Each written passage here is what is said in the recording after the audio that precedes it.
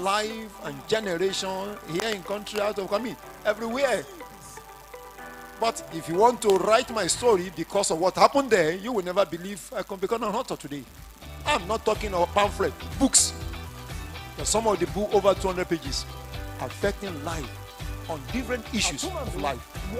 Because I'm now a man of God, deliverance, warfare, success, family life. Talk about all kind of issues that cover.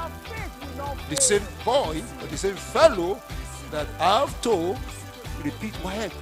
All I'm trying to say is your past can't stop you without your permission. Yes. You only see yourself as failure because that's where you see yourself. Not even because people say so. What people say is their opinion, and I want to beg you, if you really want to make headway in life, you want to achieve better results, you want to become an achiever, you want to become a star in the kingdom, stop focusing, listening to what people say. Ignore that. Focus on your life. Whether you like it or not, people will say something. That's who they are. That's not my business. What matters is what is God doing in your life, where God is taking you to. Are you ready to pay the price? Are you ready to move forward with your life? That's what matters to me. That somebody said is irrelevant. I don't even know. Somebody writes something, I don't read it. I have no time. All those things just waste your time, make you sad, is irrelevant.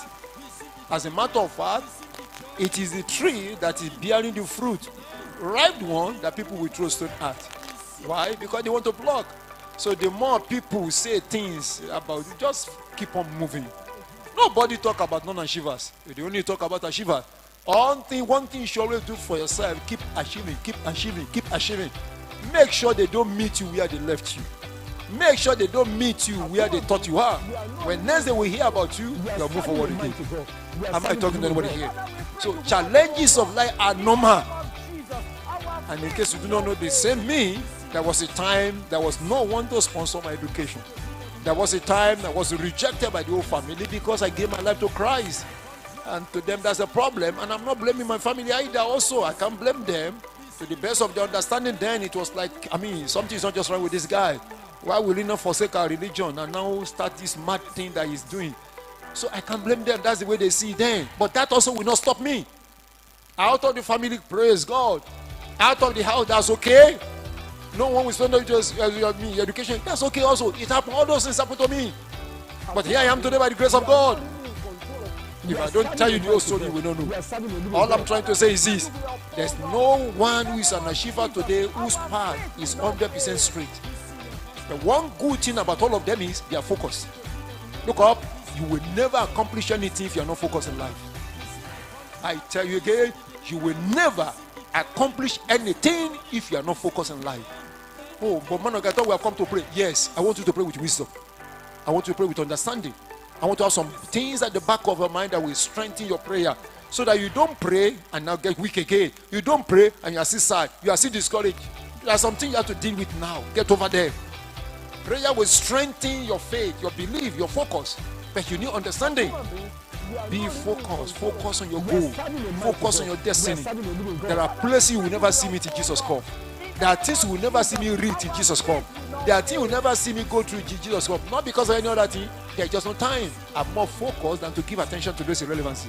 Oh, so somebody says things about you on social media. I don't know. And I don't want to know. But I don't think anything. It's nonsense. It doesn't reduce anything. Focus on God. But what if truly you are doing something wrong? Then correct yourself. What if truly what they are accusing you of, they are true, they are things you are doing? Then correct yourself, change. But don't let that stop you. The truth, you need to know that most of those who are saying things about you also have problems in their own life also. Many of them, what they are going through, if they tell you, you'll be amazed. Don't you know that some people are just experts when it comes to criticism and mockery? They just criticize and run people down. Check their lives. And that reminded me the story I heard from one of our fathers many years ago. And now there was a football match somewhere, and of course everywhere filled with all kind of people who have come to watch the match in a stadium. And within 10 minutes or 5 to 10 minutes when the match started, there was this guy who was sitting somewhere, and within the first 5-10 minutes of the match, oh God, this guy have run down almost everybody. Oh, see that one, shouldn't have played that way. Oh, see his hair, see the way he kicked that ball. Oh, see the way he played that. Almost everybody within 5-10 minutes.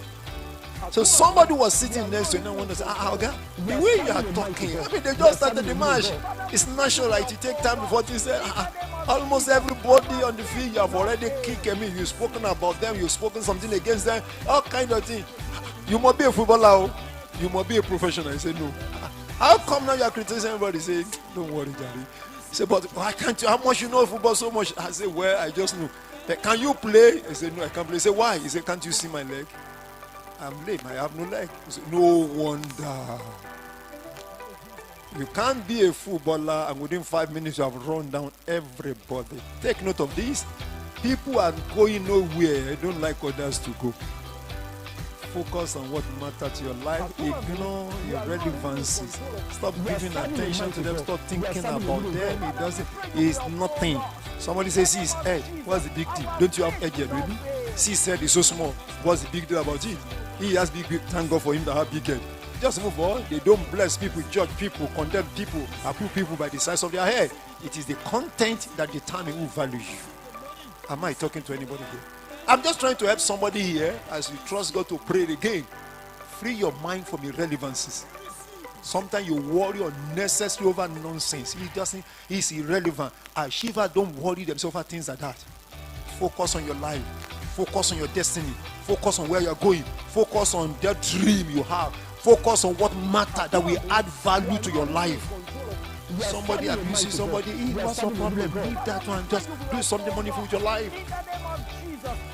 Am I talking to anybody here? The worst thing you will do is to allow them to meet you where they left you. That's it. Then you give them enough time to talk. But once you keep trusting God and you are doing what you can do and you are making progress with the help of the Lord, forget it. They will soon change their mind. Can somebody say the loudest amen?